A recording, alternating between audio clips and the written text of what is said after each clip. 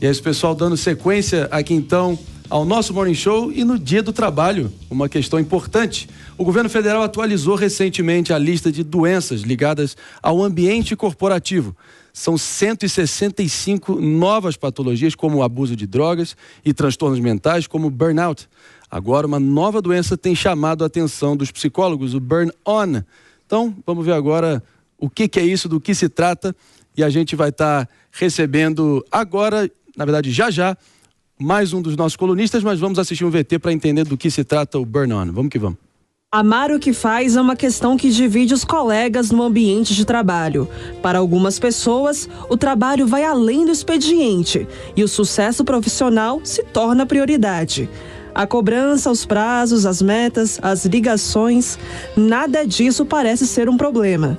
Mas permanecer o tempo todo ligado ao trabalho pode ser perigoso e isso pode adoecer profissionais de qualquer área. Essa sobrecarga mental tem o nome: burn-on.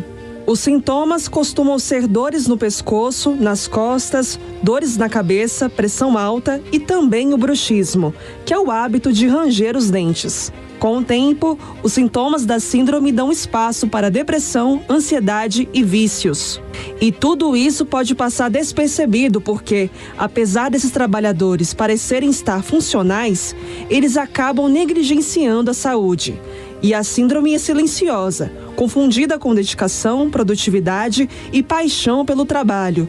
Diferente do burnout, uma doença mais evidente e que pode afastar o profissional das atividades após uma crise de estresse. Reconhecendo a doença, como tratar a síndrome de burn-on? Buscar atividades fora do trabalho já é um bom caminho.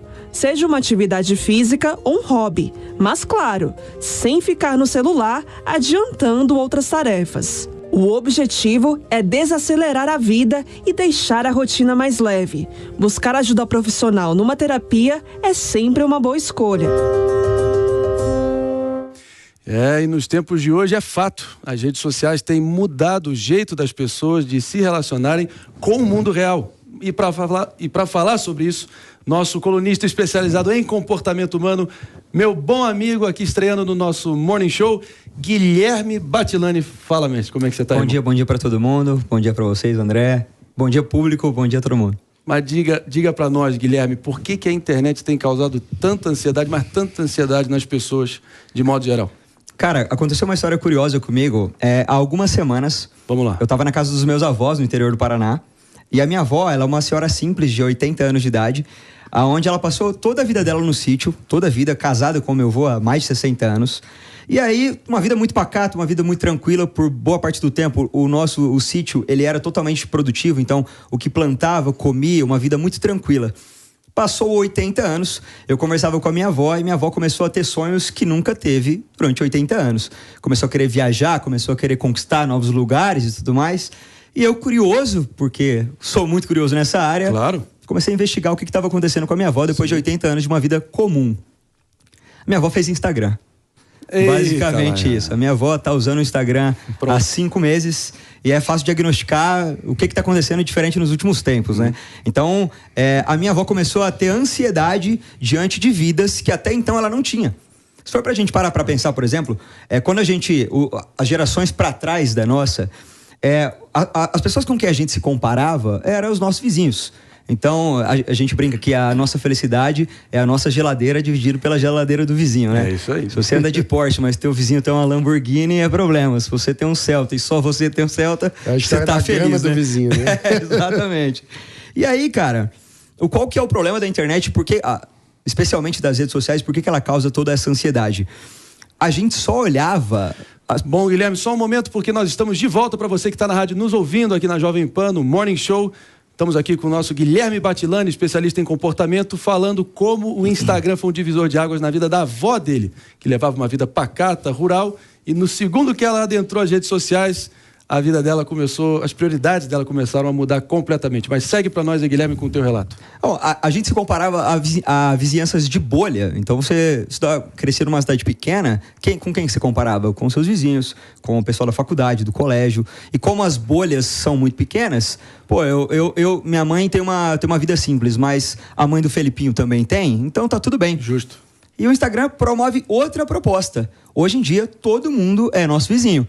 Então eu posso morar no interior de uma cidade de Santa Catarina, só que eu vou olhar o rapaz de 22 anos de idade que está faturando 1 milhão por mês na internet e eu vou achar que a minha vida está errada. Claro. Você entende a lógica? A gente tende a achar que só a gente está atrasado, só a nossa vida é chata, porque a gente está olhando a vitrine das outras vidas. Querendo ou não, quando eu estava conversando com o meu vizinho, Felipinho, eu sabia da realidade dele, porque quando a mãe dele brigava comigo, ele vinha falar. Quando a mãe dele tomava a bicicleta dele, eu também, eu sabia de fato a realidade dele. E o Instagram está promovendo, todas as redes sociais, né? Está promovendo essa mudança de perspectiva e a gente sempre acha que a vida dos outros é legal e a nossa vida é chata, a nossa vida é pacata. Até porque existe uma seletividade dentro da própria plataforma. Claro. A plataforma só mostra pessoas que se destacaram de alguma forma. E aí a gente só vê pessoas destacadas. Enquanto a nossa vida é comum, a gente acha que o errado é a nossa vida e que tá todo mundo bem, menos a gente. Não vamos ser hipócrita nenhum de nós aqui. Claro que a gente quer mostrar ao mundo ali no Instagram os bons momentos, momentos marcantes. Mas é impressionante como também tem uma demanda nem tão mais reprimida por autenticidade, você se abrir e mostrar a vida como ela é, né? Mas olha, a gente vai trazer essa discussão mais amplamente aqui com a nossa bancada, mas a nossa equipe foi até as ruas de São Paulo justamente para saber o que as pessoas pensam desse assunto, então vamos acompanhar. Mas pelo menos umas 7 horas por dia. A ansiedade eu tenho de conseguir atender todos os clientes, porque a demanda é muito alta, então é muita mensagem. Então eu fico com a ansiedade de querer atender todo mundo ao mesmo tempo e não conseguir. A gente precisa usar com moderação, com cautela, né? E saber usar e ter limites, né? Eu falo até isso pra minha filha. Hoje é uma briga lá em casa por isso. Ela fica muito lá na rede social, só que a gente também tem que dar a obrigação pra ela fazer em casa, né? Pra ela se sentir útil e não ficar ansiosa. Porque a dopamina, né? Você fica passando a tela e fica sempre em busca de algo diferente. Isso aí é ruim. Muito mais ansiosa, um pouco até depressiva às vezes. Por quê? Porque N coisas, né? Que já tem os nossos problemas diários, aí tem esse negócio da sociedade, o que vai pensar, o que vai dizer, se eu tô bonita, que nem agora mesmo. Você me perguntou, você dá uma entrevista, eu falei, nossa, justo hoje que o meu rosto tá horroroso, tá inchado. Por quê? A gente se preocupa com o que a pessoa vai olhar, vai dizer, nossa, com o rosto inchado. É essa a preocupação, entendeu? Já dá aquela crise de ansiedade. E a rede social que eu mais utilizo é o Instagram e umas 1h30 por dia. Ela serve tanto para agregar em algumas coisas, mas tem esses malefícios também, né? De uma forma não controlada, ela acaba gerando essa ansiedade, sim. A voz do povo é a voz de Deus, ouvindo aí da fonte. Palumbo, a partir desses relatos, bate um pouco com a tua experiência que você tem ouvido de modo geral no teu dia a dia? Sim, bate. Eu sou muito grato às redes sociais, né? Se não fosse as redes sociais, muito provavelmente eu não me tornaria vereador e tampouco deputado, né? Mas a gente não pode ser escravo, né, Marinho? É isso aí. E, infelizmente, nós somos escravos das redes sociais. À noite eu tô tentando não olhar mais a partir das 20 horas, porque senão a gente fica lá naquela ansiedade, querendo olhar, vamos ver o que o outro tá fazendo. É muito ruim isso. Eu não acho que seja bom para a saúde, não. Feliz é o meu irmão que não tem rede social nenhuma. Qual é o nome da sua VOG? Conta pra gente. Dona Jandira. Dona Jandira. Então quer dizer que ela abriu o Instagram e tá doida pra começar a viajar e explorar o mundo. Passa por aí. Eu digo que o nosso cérebro, André, ele funciona como se fosse um motor, literalmente. Só que ele tem um motor de rotação lenta. Então dá pra gente usar o Fusca, uma moto Harley Davidson de exemplo. E é exatamente por esse motivo que duram tanto tempo, né? Se você pegar os nossos antepassados, todos eles pra trás, a gente tinha um estilo de vida muito lento. Pega alguém de 30 mil anos atrás. A função era caçar alguma coisa, dormir exatamente durante a noite, socializar, uma outra guerra para causar uma emoçãozinha de vez em quando, e só. Da tecnologia para cá, o motor ele tá trabalhando muito mais rápido, numa rotação que nunca aconteceu. É exatamente por isso que está tendo problema. E como todo motor, ele precisa de manutenção. Ele precisa de cuidado, ele precisa de retoque, ele precisa esfriar, ele precisa disso. E qual que é a manutenção do nosso motor cérebro? É você se alimentar direito, é você estar bem com a sua família. Um dia igual hoje, São Paulo, feriado, vai pra Paulista correr no sol, sabe? Cuida da tua saúde para você cuidar e fazer a manutenção do teu motor, senão vai ter problema de burnout e outros problemas como esse. Mano Ferreira, eu queria entender a tua opinião, porque sempre a gente vê nessa questão também o dito conflito geracional. Gerações mais antigas dizendo que isso tudo é uma grande mamãezada, uma frescurada, que isso aí, imagina na minha época se alguém teria alguma pingo de audácia para poder dizer que está tendo burnout, mas o fato é que várias pessoas estão tendo que lidar com isso como espetando no próprio dia a dia. Como é que você vê a partir da tua experiência? São problemas reais, né? Que a gente precisa tratar de forma séria, com atenção à saúde mental, não como se fosse mimimi, porque de fato causa sofrimento, de fato causa outros problemas, que podem até se tornar problemas físicos, né? De palpitação, a respiração fica ofegante, a capacidade de se concentrar se altera, ou seja, são problemas reais que de fato afetam a vida das pessoas. Então, eu acho que a gente precisa tratar desse tema sem tabu, sem achar que saúde mental é coisa de doido, é coisa de... faz parte do cuidado com a saúde como qualquer aspecto físico, né? Então, assim como a gente tem que fazer um check-up pro coração, e eu tô faltando a essa obrigação... mas a gente tem que ter a saúde mental em dia, né? E um ponto interessante, eu acho, é o quanto que a gente, às vezes, entra no modo automático da vida. Então, a gente fica lá com a tela no celular, passando o feed para cima, procurando algo que a gente não sabe nem o que é, e deixa de aproveitar a vida de forma mais qualitativa. Então, como que a gente pode fazer com que as redes sociais sejam, de fato, um instrumento para aquilo que a gente deseja e não a gente acabar servo das redes. Eu acho que esse é o desafio. Sem demagogia aqui também, acho que todo mundo vê as redes sociais hoje, esse troço aqui quase como uma extensão do corpo, um órgão adicional que a gente foi implementando ou contemplando no nosso dia a dia. Pepe, como é que é a tua experiência nesse sentido? Quem nunca passou por um momento de baque emocional, de também ter que voltar para a base, pegando o poeta Mano Brown aqui, a expressão dele, e tentar se reconectar com o interior e extrair a sua melhor versão? Essa é a questão, Marinho. A rede social, ela amplia a noção de expectativa, né? Quando você amplia a noção de expectativa, isso gera naturalmente uma ansiedade. Mas quando você amplia também, por outro lado, a noção de expectativa, pode ser algo bom, como aconteceu com a avó do nosso comentarista aqui, né? Que por meio de ampliar o horizonte, ela viu que o mundo é muito maior do que o lugar que ela estava. Isso é saudável. Agora, o problema que eu sinto, eu vejo uma cobrança muito grande do mundo capitalista, né? Por que eu estou falando isso? Porque o mundo capitalista, na verdade, conta a história somente do lado do vencedor, do lado do sucesso, né? Ele não conta a história do fracasso. E, na verdade, quando você olha a rede social, na verdade, é uma máquina de mostrar e de divulgar os sucessos ou os falsos sucessos das pessoas, né? E não fala do fracasso, né? Então, infelizmente, né, a gente fala muito pouco daquelas pessoas que fracassaram na vida, daquelas pessoas que não têm tudo o que quer da vida, mas essas pessoas, na verdade, são os principais vencedores, né? Porque é no fracasso que você cresce, né? É no fracasso que você olha para dentro, né? Então, quando você vê a rede social como um ambiente de múltipla expectativa, eu quero ter o carro daquela pessoa que postou no Instagram, eu quero fazer aquela viagem e ir pro hotel que aquela pessoa está, né? Mas às vezes aquela pessoa está lá naquele hotel bonito, usando aquela roupa de grife, né? Andando naquele carro, mas está um miserável por dentro, né? Então, na verdade, o que nós temos que ver é que o sofrimento e o fracasso, às vezes, diz muito mais e melhor a pessoa do que o sucesso. E sem dúvida alguma, como eu disse, tem uma demanda reprimida para isso e as pessoas se identificam com quem não é que está sempre performando lá em cima, quem realmente está disposto a abrir e se mostrar vulnerável, né, mano? Mas pegando aqui o gancho que o Pepe trouxe, é a questão de colocar isso sobre uma ótica ideológica de sistema de governo capitalista.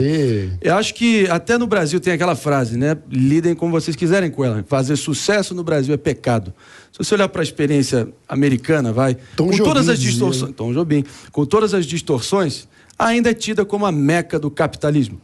Mas você vê que o americano não tem nada que ele mais aprecia do que uma famosa comeback story, né? De você se levantar e poder se reerguer. Já o brasileiro gosta, de modo geral também, alguma grande generalização, de tacar pedra, de apedrejar antes. Mas como diz o samba, levanta, sacode a poeira e dá a volta por cima. Eu acho que a nossa cultura também valoriza.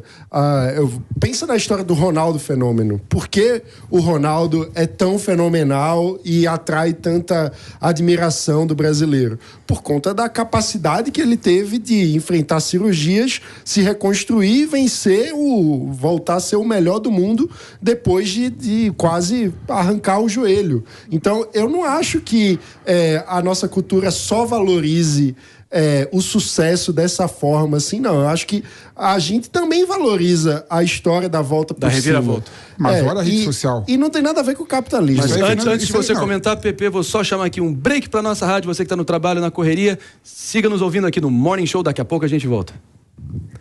Por favor, Pepe, pode continuar. O Fernando Pessoa, naquele poema dele... até esqueci o nome do poema agora, ele falava: estou farto de semideuses, né? Na verdade, as pessoas gostam de vociferar o sucesso, gostam de vociferar as vitórias, né? E não fala do fracasso. Até que todo mundo do meu ciclo de amizade está bem de vida. Mas isso todo é do mundo ser tá humano, bonzão, não é do capitalismo. Todo mundo tá bonzão, todo mundo tá numa situação boa, né? Eu sou o único fracassado da vida. Eu sou um fracassado nato. Caramba, né? Isso, meu querido. Minha única vitória é ter vocês aqui toda manhã comigo. Né? Meu Deus. Menos o Palumbo.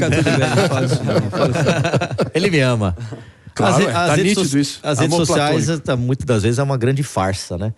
É o que o Pepe falou, né? Às vezes você tá lá no resort, mas você tá destruído por dentro, você não tá feliz. E às vezes você tá comendo cachorro quente com a tua família, você é muito mais feliz. Então, uma dica que eu dou aqui, não sou especialista nisso, mas pare de olhar a vida do vizinho e olhe pra dentro da sua família. Pra quem não conhece o Guilherme Batilani, ele, na minha opinião, é aquele cara que destravou o código da Vinci dos algoritmos, especialmente do Instagram. É um cara muito reconhecido, Brasil afora, pelos muitos cortes onde ele tá dando papo reto, sincero, direto e reto. E agora eu quero trazer você aqui de volta, Guilherme, sobre essa questão, sobre o Instagram e as redes sociais serem um mundo da fantasia, um mundo de ilusões, e o que de fato a pessoa sente ali no foro íntimo, no dia a dia. Não, de fato, ele é um recorte da realidade que a gente escolhe postar. Até porque existe um estudo muito interessante que fala que depois de 1 ano aproximadamente, independente de grandes acontecimentos na sua vida, seja um acontecimento maravilhoso, você ganhar na loteria, ou um acontecimento muito ruim, você perder um ente querido, ou uma grande tragédia, o seu cérebro vai voltando com o tempo à normalidade. Então você pode perfeitamente estar nas Maldivas e estar super triste. Você pode perfeitamente estar rodando o mundo com a sua esposa e postando o dia inteiro fotos maravilhosas e vocês estarem brigando o dia inteiro. E se existe uma associação de fatos sobre felicidade e sucesso, é basicamente a qualidade de vida que a gente tem com as relações que a gente interage. Então você pode perfeitamente estar na merda, mas se você se diverte o dia inteiro com a sua família, você vai estar muito mais feliz do que o milionário que briga com os filhos o dia inteiro e que os filhos odeiam o pai e por aí vai. Então é um recorte da realidade que a gente tem que racionalizar. Porque é muito fácil chegar e falar assim: gente, é mentira, viu? É tudo migué. O nosso inconsciente vai olhar a viagem de barco e vai querer viajar de barco também. Mas, trazendo uma coisa da tecnologia que vocês trouxeram, que eu achei muito legal a pauta. Vamos lá. Eu lembro o seguinte: se a gente pegar 10, 15 anos atrás, os representantes comerciais, né, os caras que rasgavam o Brasil vendendo, você pega um tio, por exemplo, ele saía do interior de Santa Catarina e ele subia pro Pará, rasgando o Pará e atendendo um açougue atrás do outro, um mercado atrás do outro. O cara passava 4 mercados por dia, ia para outra cidade, 5 mercados por dia e por aí vai. Aí esse cara levava 1 mês para fazer a rota dele e voltava para casa nessa vida pacata. Se a gente pegar por cima assim, ele atendia o quê? Uns 80 clientes, certo? 80 clientes com a comunicação no WhatsApp hoje, ele atende em 2 horas hoje. Porque ele passava buscando as anotações e os pedidos. Claro. Hoje os caras mandam no WhatsApp dele o pedido. Aí você pensa assim: peraí, se hoje com 2 horas ele faz o que ele faria o dia inteiro, as outras 6 horas ele passa descansando e cuidando da família dele, da saúde dele. Não, definitivamente não é assim que funciona. A gente entra na internet e descobre que ganhar 50 mil por mês é pouco. O que a pessoa quer? Não, então eu vou atender 800 clientes, já que agora é possível. Vou atender 2.000 clientes, já que agora é possível. E aí ele entra no limbo do burnout que a gente trouxe aqui. É isso aí, Gui, muito bem colocado.